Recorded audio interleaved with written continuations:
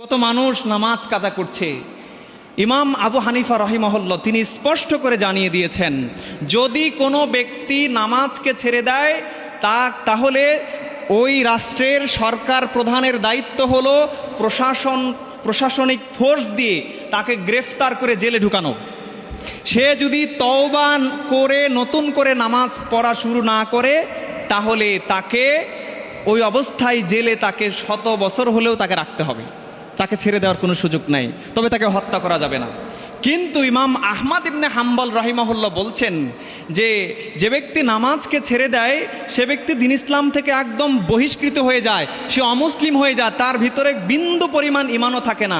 যে ব্যাপারে আমি সূরা মারিয়ামের 59-60 নম্বর আয়াত তেলাওয়াত করেছিলাম গত জুমায়, ফাখলাফা মিন বাদিহিম খালফুন আদাউস সালাতা ওয়াত্তাবাউশ শাহাওয়াত ফাসাউফা ইয়ালকাউনা গায়্যা ইল্লা মান তাবা ওয়া আমানা ওয়া আমিলা সালিহান ফাউলাইকা ইয়াদখুলুনাল জান্নাহ ওয়ালা ইউজলামুনা শাইআ। আল্লাহ তাআলা এখানে বলেছেন যে এমন একটা সম্প্রদায় আসলো যেই সম্প্রদায়টা উদাসীনতার ছলে নামাজকে ছেড়ে দিল। ছেড়ে দেওয়ার পরে তবে আল্লাহ তাআলা বলছেন ইল্লা মান তাবা, তবে যারা বা যে ব্যক্তি তওবা করে ও আমানা ঈমান আনে। তওবার কথাটা আগে বলেছেন কেন?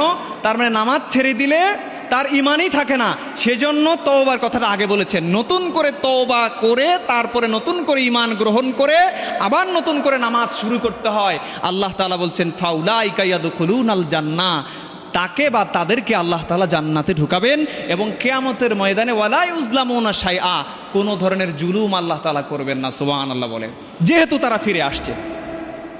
ইমাম আহমদ ইবনে হাম্বল রাহিমাহুল্লাহ স্পষ্ট করে বলছেন যে ব্যক্তি নামাজকে ছেড়ে দেয় ওই ব্যক্তি কুফরি করে, এমন কুফরি করে যে ব্যক্তি দ্বীন ইসলামের গণ্ডি থেকে বাহির হয়ে যায়, তাকে হত্যা করতে হবে যদি সে তওবা করে আবার নতুন করে নামাজ পড়া শুরু না করে। ইমাম আবু হানিফা বলছেন জেলে ঢুকাতে হবে, তাকে হত্যা করা যাবে না। ইমাম আহমদ ইবনে হাম্বল রাহিমাহুল্লাহ বলছেন না, তাকে জেলে ঢুকায়ে শাস্তি দিতে হবে, তওবা করার সুযোগ দিতে হবে, তাকে একটা নির্দিষ্ট টাইম দিতে হবে। ওই টাইমের ভিতরে যদি সে ভালো মন্দ বুঝে বাস বিচার করে নামাজকে শুরু করে দেয় তাহলে তাকে মুক্তি দিতে হবে। আর যদি তওবা না করে সে নামাজ শুরু না করে তাকে দীর্ঘদিন জেলে রাখার কোনো অপশন নাই, কারণ সে আল্লাহর জমিনে বসবাস করে তার নিয়ামত ভক্ষণ করে তার খেয়ে তার দেয়া অক্সিজেন গ্রহণ করে বেঁচে থাকার, খাওয়ার, ঘুমানোর অধিকার সে হারিয়ে ফেলে। রাষ্ট্রপ্রধানের উচিত তাকে হত্যা করা। আমি মনে হয় বলতে পারছি কিছুটা হলো।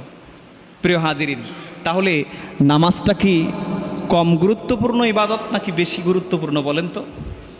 হ্যাঁ, কত মানুষ, বর্তমান রাষ্ট্রপ্রধান যদি আইন জারি করতেন যে নামাজ পড়তে হবে, হিন্দুদের জন্য না, শুধু মুসলমানদের জন্য, যাদের আইডি কার্ডে মুসলিম লেখা আছে, মুসলিম, বাংলাদেশি মুসলিম, প্রত্যেকটা মুসলমান নামাজ আদায় করবে, এই জারি যদি আইন জারি যদি করে নতুন করে, তাহলে যদি আইন জারি করার পরে যে ব্যক্তিগুলো নামাজকে ছেড়ে দিবে তাহলে তারা কি জেলে যাবে না? কি ইমাম আবু হানিফার মত অনুযায়ী জেলে যাবে অথবা তাদেরকে হত্যা করা হবে। প্রিয় হাজিরিন, তাহলে নামাজটা আমরা বুঝলাম নিঃসন্দেহে একটি গুরুত্বপূর্ণ ইবাদতের নাম। আল্লাহ তাআলা আমাদের সবাইকেই 5 ওয়াক্ত নামাজ জামাতের সাথে সময় মতো আদায় করার তৌফিক সুযোগ দান করুন। সকলে বলে আল্লাহুম্মা আমিন।